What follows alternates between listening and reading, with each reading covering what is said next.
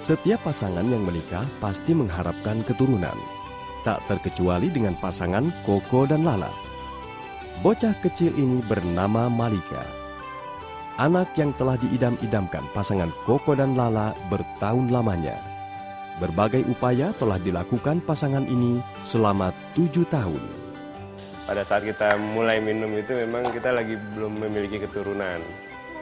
Jadi kita hampir 7 tahun menikah, waktu itu masih kosong lah. Sampai akhirnya istri saya dikasih sama Mbak Yuli ya, Mbak Yuli. Jadi waktu itu ada Mbak Yuli yang kebetulan juga upline kita. Terima kasih juga Allah memperkenalkan itu melalui Mbak Yuli juga waktu itu. Gitu. Kita selama 4 tahun pertama itu memang kita udah berikhtiar lah. Kalau ke dokter, udah pasti tiap bulan tuh pasti cek ke dokter. Nah, selain medis, yang alternatif kita udah jalanin juga gitu kan. Ya karena pasti teman-teman, saudara, atau keluarga kan pasti banyak yang peduli lah dengan kita gitu kan. Jadi suruh nyobain ini, nyobain itu, pergi ke sini, pergi ke sana gitu kan. Nah, sampai akhirnya kita ketemu dengan Tahitian Noni. Nah, waktu itu kita awal minum kira-kira Agustus September 2007 lah. Ya, waktu itu Dela minum dulu, istri saya minum duluan. Nah, sampai waktu itu akhirnya saya dikasih juga gitu kan.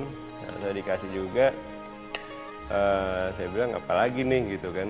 Ya karena kan kita memang udah banyak hampir semua produk lah gitu. Sebelum Tahitian Noni itu kita udah cobain lah semuanya gitu kan.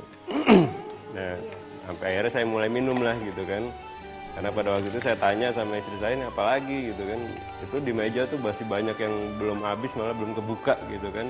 Belum dikonsumsi gitu. Ini apalagi kan nggak ada yang murah juga harganya gitu kan. Ya udah akhirnya pada waktu itu istri saya yang bilang ya udah di search aja deh sendiri, tanya aja sendiri gimana gitu kan. Ya udah sampai akhirnya saya mulai tanya-tanya, mulai search di internet, mulai semualah pokoknya kita ini. Dan akhirnya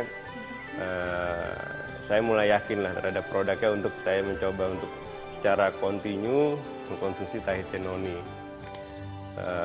Termasuk antara lain yang pertama yang buat kita sih sebenarnya yang awal memang harus halal dulu, dan itu memang Noni kan halal. Yang kedua pada waktu itu kalau Noni kan diklaim penelitiannya di Johns Hopkins University gitu kan. Nah, salah satu sahabat saya waktu di IPB dulu sekarang dapat PR Amerika dan kerjanya di Johns Hopkins gitu. Jadi buat saya kalau mau ngecek gampang aja kan gitu kan, kalau mau ngecek dia ini bener apa enggak, karena di produk-produk yang lain pada saat dibilang penelitiannya di sini, di sana gitu kan, ya kita hanya sampai pada tahap samina watona aja gitu kan, dengerin, percaya, kerjain gitu kan, tapi kita tidak punya akses sama sekali untuk mencari tahu tentang kebenaran dari produk tersebut kan gitu. Jadi kita cukup percaya aja.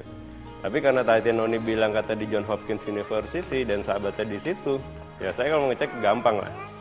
Nah, singkat cerita sampai akhirnya masuk ke yang ketiga bahwa tentang patennya itu. Ya udah, akhirnya saya yakin lah karena saya belum pernah ketemu produk yang patennya itu paten khasiat atau paten result. Ya semua produk pasti punya paten, tapi itu paten produk lah, artinya supaya bentuk, warna, komposisinya tidak ditiru. Nah ini yang di paten khasiatnya. Saya bilang dahsyat banget nih produk gitu kan.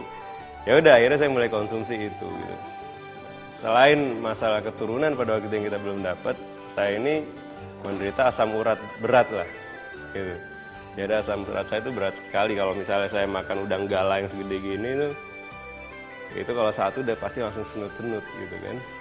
Sampai malam terakhir itu kita dibawain durian hutan satu pickup. Nah, sambil ngobrol ketawa-ketawa kita makan, saya sendiri makan bukan 6 buah tapi 6 biji, 6 buah utuh tuh saya sendiri. Lalu saya bilang wah kayaknya ntar malam nih bengkak gitu kan. Nah ternyata malam sampai di hotel kok enggak. Saya pikir besok pagi nih kayaknya bengkaknya, karena udah pasti biasanya udah pasti bengkak gitu kan.